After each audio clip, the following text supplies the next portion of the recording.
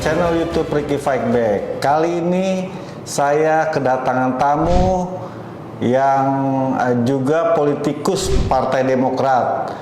Bisa dikenalkan dulu nama dan jabatannya di DPP Partai Demokrat. Silakan, Bung. Oke, terima kasih Bung Ricky. Oke, I will introduce myself. Perkenalkan, saya Hasbil Mustaqim Lubis. Kebetulan di DPP Demokrat saya sebagai sekretaris Departemen 4. Itu teman-teman. Kalau di orsatnya, di organisasi sayapnya, jabatan saya adalah Kepala BPOKK untuk DPP Insan Muda Demokrat Indonesia. Itu dulu Bang Ricky ya. Siap. Luar biasa. Ini salah satu politikus muda handal Partai Demokrat di masa depan. Amin. Nah, ini yang menarik nih, Bang Hasbil. Kabarnya Bang Hasbil saat itu pernah diserang oleh buzzer-buzzernya Muldoko. Ini salah satu beritanya. Gimana tuh, Bang, ceritanya bisa sampai diserang oleh buzzer-buzzer mereka itu? Oke, baik, saya akan coba explain ya, menjelaskan historinya seperti apa. Sebenarnya ini cukup kaget ya membuat saya. Ini the first banget, pertama kali saya benar-benar dibantai buzzer ya. Kenapa? Ketika Muldoko pada saat itu mengeluarkan statement bahwa di era Jokowi ini tidak pernah mengeluarkan izin baru untuk alih fungsi hutan, saya kaget gitu. Kenapa bisa sekelas KSP itu membuat statement seperti itu? Nah, saya counter pada saat itu, saya counter dengan data. Ini loh data izin baru yang telah terbit dari tahun 2009 sampai tahun 2019. Di situ kita bisa lihat datanya gitu. Ini saya pikir bertolak belakang sama pernyataan dari Pak Muldoko gitu. Nah, saya nggak tahu ya siapa yang menggerakkan buzzer ini, saya nggak tahu. Yang jelas setelah saya counter dengan data, habis-habisan saya diserang buzzer. Kebetulan memang viral gitu, viral. Kalau nggak salah impressionnya itu sampai 100.000 lebih, kurang lebih. Jadi saya kaget gitu. Tiba-tiba nih, saya ceritain ini nanti saya bisa tampilkan ya. Nanti bisa ditampilkan data-data yang saya punya gitu, bagaimana saya diserang. Jam 2 pagi, bayangkan jam 2 pagi handphone saya tinggal tidur.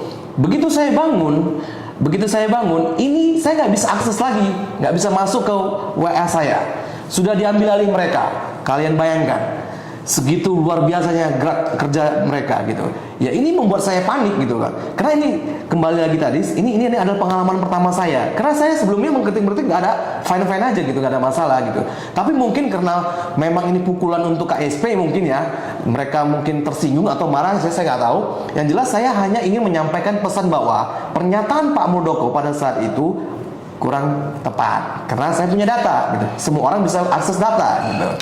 Jadi saya bangun pagi, saya nggak bisa buka lagi WA saya. Bahkan ada masuk WA yang aneh-aneh gitu ya. Udah mereka edit. Ada pembicaraan yang mereka edit. Yang saya dituduh pacaran ditolak. Saya dituduh punya istri, punya selingkuhan. Itu semua yang buruk-buruk tentang saya naik semua ke media sosial mereka. Bayangkan teman-teman, saya hanya mengkritik by data. Lalu apa respon mereka? Mereka serang pribadi saya secara brutal dan secara tidak bertanggung jawab. Inilah makanya saya pertanyakan, apakah ini yang namanya demokrasi? Makanya saya bilang, per hari ini saya bilang, buzzer itu adalah sampah demokrasi, sampah peradaban. Gitu Bang Ricky. Nah, kalau saya perhatikan juga di sosial media Twitter itu, Anda ini paling kritis ya terhadap kebijakan pemerintah yang tidak benar. Dan saya melihatnya Anda sering menyampaikan by data ya, mengkritisinya nih. Nah, sampai saat ini masih suka diserang nggak sih sama buzzer-buzzer itu? Ya, jadi gini Bang Ricky kan. Jadi yang namanya kita ini kan kita kan dijamin undang-undang ya. Kita dijamin undang-undang bahwa kita punya kesempatan yang sama dalam menyampaikan pendapat. Menyampaikan kritik ya. Ketika ada kebijakan pemerintah yang merugikan masyarakat, yang tidak pro masyarakat, maka saya akan bicara, saya akan tampilkan data segala macam. Sampai sekarang ya masih diserang gitu kan. Karena memang saya yang saya tampilkan adalah substansi dari apa yang ingin saya sampaikan, bukan hoax, bukan apa-apa, bukan. Biar supaya apa? Memberikan edukasi ke masyarakat yang awam politik, yang awam kondisi bangsa ini, biar supaya tercerahkan. Itu aja poin saya. Gitu. Iya, iya. Melawan post-truth yang sedang berkembang di masyarakat saat ini ya. Iya, betul.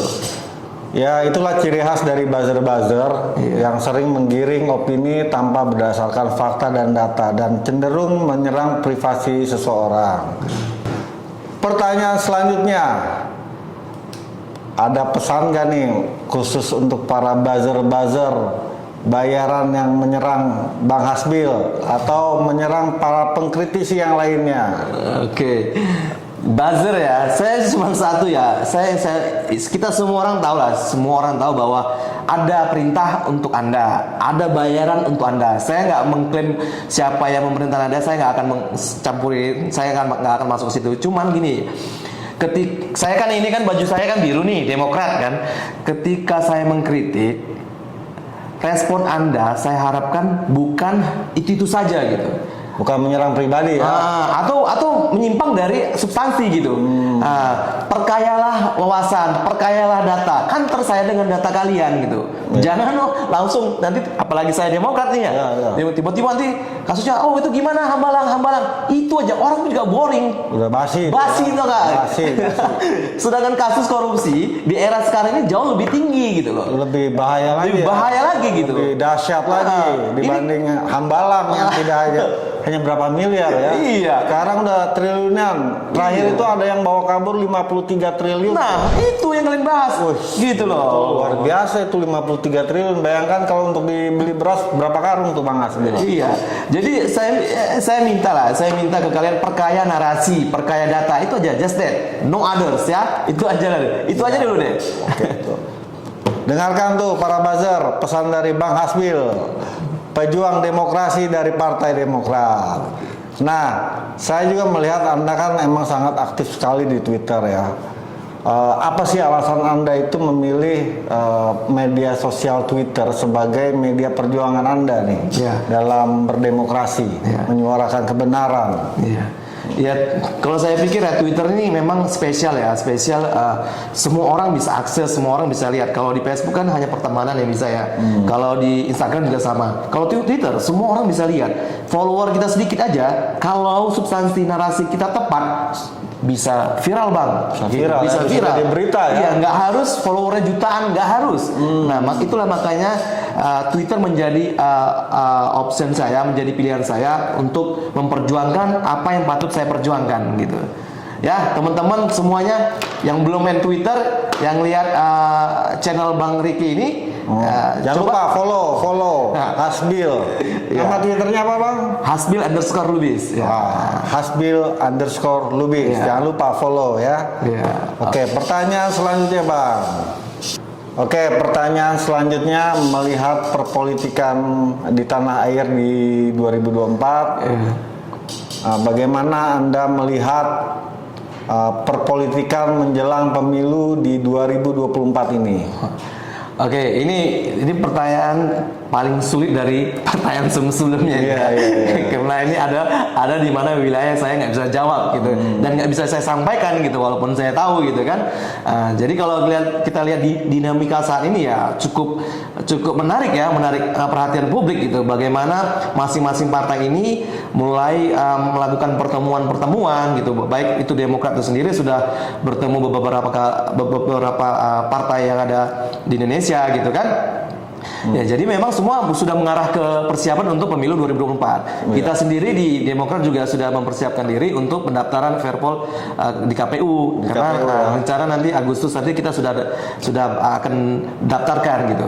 Nah, mengenai koalisi Demokrat itu koalisi dengan siapa itu bukan wilayah saya.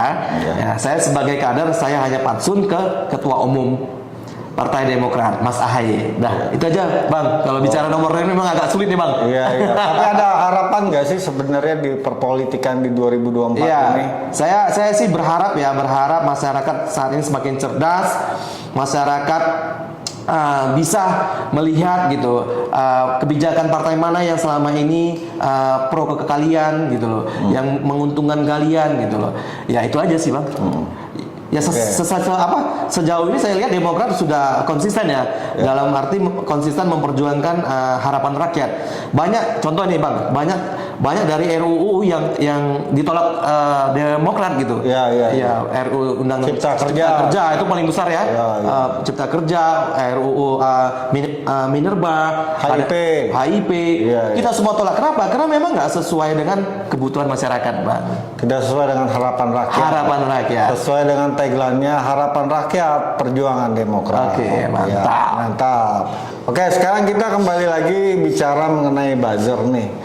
Terakhir kan kita melihat di YouTube ini banyak sekali konten-konten hoax yang diproduksi oleh mereka yang dibayar.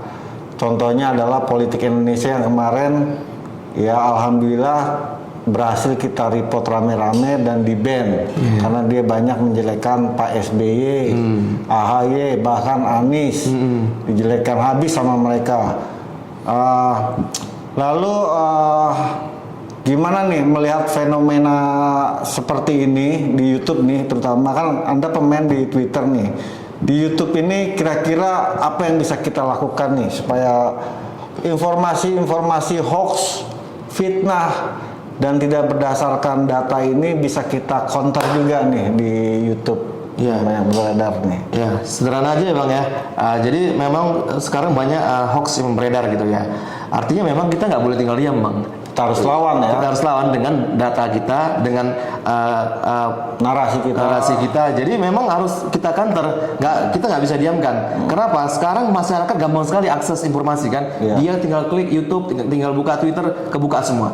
Nah, saya punya pesan nih ke anak-anak ke masyarakat luas ya. Kalau bermain media sosial itu gampang sebenarnya menandaikan mereka itu buzzer atau enggak. Lihat ciri khas akunnya. Kalau cuman followernya cuman ini contohnya untuk case for Twitter ya. Kalau dia followernya cuman 3, 4 dan dia nggak ada foto profilnya, itu berarti dia buzzer. Nah, berarti itu robot ya. Robot ya. Gampang.